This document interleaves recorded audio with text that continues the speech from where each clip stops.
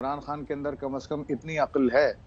वो जहांगीर तरीन का हशर देख चुके हैं, वो यूसुफ रजा गिलानी का एज ए पीएम हशर देख चुके हैं कि कंटेम्प्ट ऑफ कोर्ट में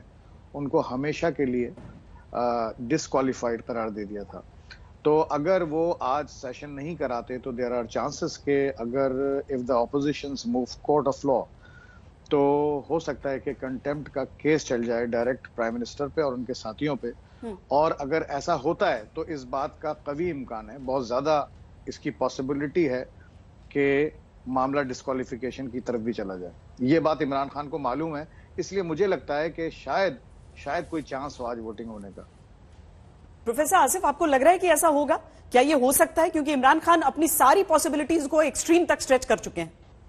श्वेता, ऐसा तो इसलिए लग रहा है क्योंकि अभी जो नुसरत अमीन साहब कह रहे हैं उसमें मैं एक चीज़ और ऐड करूं कि वहाँ का जो आर्टिकल 6 है, अगर उस पर आप जहन दौड़ाएं और हम लोग अगर उस पर बात करते हैं तो ये अंदाज़ा लग जाता है कि सिर्फ यहाँ पे डिस्क्वालिफिकेशन तक नहीं, बल्कि एक तरफ तो आपने देखा कि अनकॉन्स्टिट्यूशनल काम करने का एक इल्ज़ाम है, जिसको सुप्रीम कोर्ट ने वहाँ की ये साबित कर दिया है ये वर्डिक्ट देकर के आपको 10:30 AM से पहले इस चीज़ को करना है। दूसरा मामला हो जाएगा कि सर्वोच्च न्यायालय सुप्रीम कोर्ट की अवहेलना करना, कंटेम्प्ट ऑफ द कोर्ट जो यहाँ पे मामला आता है। तो दोनों चीज़ों को चलते हुए देख मुझे तो नहीं लगता है कि इमरान खान, ठीक है वो बहुत ही डिलेड प्रोक्रेस्टिनेशन है ये अप्रोच जो है उनका, लेकिन ये कब तक होगा ये एक बहुत बड़ा सवालिया निशान है। मुझे यहाँ पे ये लग रहा है कि ये जो एक बेबसी है, एक लाचारी है, एक मजबूरी है, अवाम की सिंपैथी लेना और एक विक्टिम कार्ड खेलना, इसमें मुझे दो चीज़ें जो समझ में आई है कि दो साइड, जो पहले एक मरियम नवाज की अगर बात करूं और इमरान खान की बात करूं, दोनों ने अपने साइड्स अचानक से बदलते हुए दिखाई दिए हैं। इमरान खान का अचानक से अपनी इस स्पीच में पहले तो एक फॉरेन पॉलिसी की तारीफ करना, और दूसरी बात यह कि आज की उस स्पीच में जो हमने रिसेंट स्पीच देखी शाम में,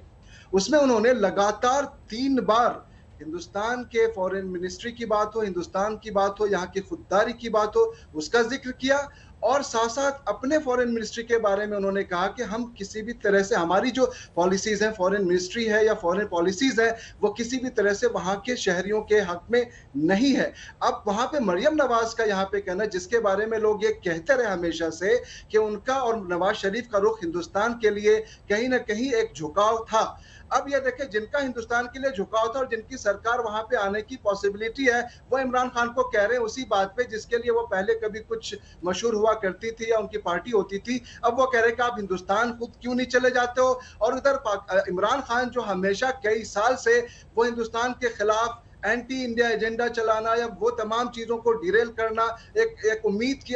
सबको एक उम्मीद थी कि लेजेंड क्रिकेटर हिंदुस्तान के साथ एक अच्छा रिलेशन बना पाएंगे, वो नहीं बना पाना। अचानक से उन्होंने एक यू टर्न लिया हिंदुस्तान के मुकाबले में, और एक जो भारत प्रेम जाग के उठ के आया, ये बहुत ही अजीब सी बात हुई। और उस पर यह कहना कि कोई भी दुनिया की सुपर पावर के अंदर इतनी सलाहियत नहीं, इतनी जुर्रत नहीं कि वो इंडिया की तरफ आंख उठाकर देख सके। और ऐसे में एक चीज ये कहना कि नवाज शरीफ,